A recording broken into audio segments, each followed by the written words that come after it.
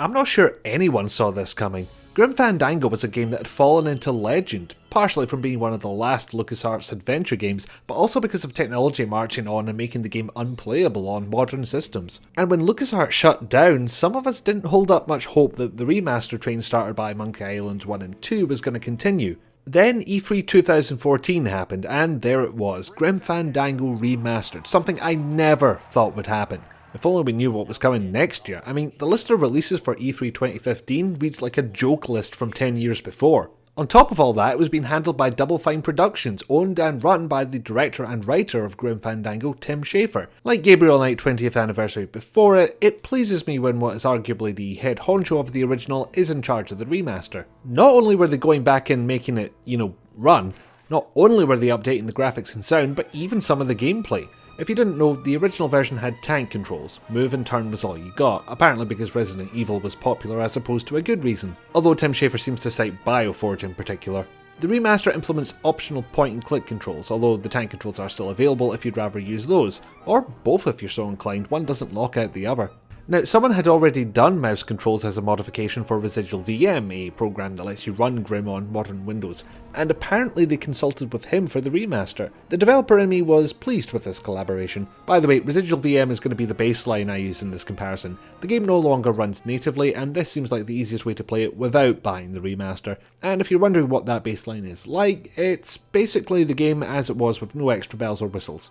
Except not running in software mode. Anyway, that's all background stuff. The point is to tell you which version is worth playing, and this time it's going to take a little bit of explaining. So we'll start with what's different and what's not, a lot of which is on display in the first few minutes. First, you have the updated graphics, lighting, shadows, increased resolution, even some anti-aliasing if my eyes don't deceive me. Not only does it look pretty damn good itself, but it fits with the original look really well. There's no jarring contrast between the two. And if you're looking at this and thinking that doesn't look like much, press backspace. Yeah, that gives you the no-frills software mode version, whereas most of us would have at least liked 3D hardware support, but it puts things in perspective nonetheless. I mean, Residual VM was written without any access to the source code, and it looked better than these foot-tall pixels. Your next big change is the addition of the aforementioned point-and-click controls to let you look, use, and take all the stuff and several of the things. Verbs hidden until click is the main point, as it was with the original. That's why Manny's head turns to face interactive objects, since there was no indication they would be interactive otherwise. Mind you, that mechanic's never worked for me, as nice and subtle a touch as it is, since I've generally walked straight past the object by the time I've noticed the head start to turn. Whilst mouse controls are a welcome addition and one that suits me better, it becomes fairly obvious that certain areas were not designed for it, particularly evident when walking between camera angles in your office and trying to leave, since it requires moving to an exit you can't actually see. And as soon as you manage to leave, you get a message stating that the game doesn't autosave. Weird that they implemented the warning but not the feature itself, not even as an option. But to counter that complaint, the rest of the interface supports the mouse very well. Full mouse control in the menus, and I didn't see a button prompt that I couldn't click on as well if I didn't feel like moving my other hand. And that includes the prompts for the developer commentary you'll see pop up in certain scenes. What more do I need to say? It's Tim Schafer doing developer commentary along with some other people who worked on the game. This is always going to be a good addition unless one of them says something overtly racist.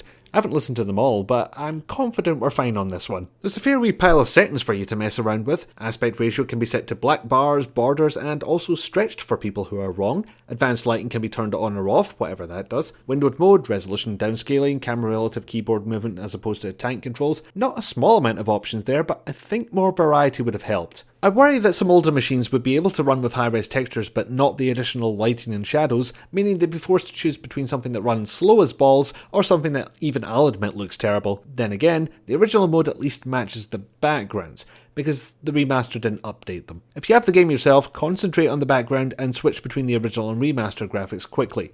Not much difference, huh? These were always going to be tricky, however, and I'm willing to cut the dev team a little slack. Those backgrounds were created as 3D models, which were then rendered as a 2D image and put on screen behind the characters.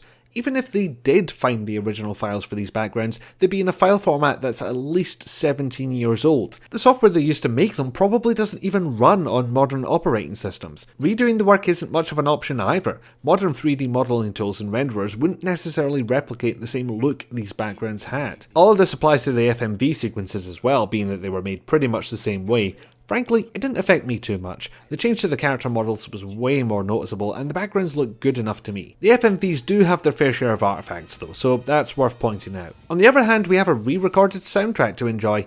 I'm starting to think this simply never goes wrong, because like Gabriel Knight before it, this is the only part of the remaster I have absolutely no complaints about. It's higher quality and sounds like the original music, which is great because the original soundtrack was and still is acclaimed. And so should this. Yay. Now, there is one big ass bugbear I have with this remaster, something that could easily be missed and therefore warrants a big ass warning. Grim Fandango Remastered requires OpenGL 3.3 support. Now, if you have a recently bought laptop or a decent PC, this isn't a problem. If you're using something a couple of years older, that's where you might run into problems. This isn't just to get the fanciest graphics either, this is to get the damn game to run at all, even in foot-tall pixel mode. For the record, Double Fine are aware of the issue and suggest upgrading your hardware. That's not a solution, guys, that's a hand wave. The original ran on a Pentium 133, something I guarantee your phone can outperform at least 7 times over. It's a baffling decision in my eyes to set the bar that high rather than give yourself a broad range of people who can play your game. I mean, god, this is Shader Model 2.0 all over again. It's such a shame because in theory this would be the best version to get. The parts they've updated mesh extremely well with the parts that couldn't be updated, the new controls work pretty well, and the developer commentary is always welcome. I would have vastly preferred it if there was a basic hardware accelerated 3D mode available without the fancy lighting, but that's a nitpick. Anyway, the oldest hardware I've tried this on was an Intel i5 laptop with an Nvidia 750M graphics chip, and that ran absolutely fine. But that OpenGL requirement is still a bit of a bugger.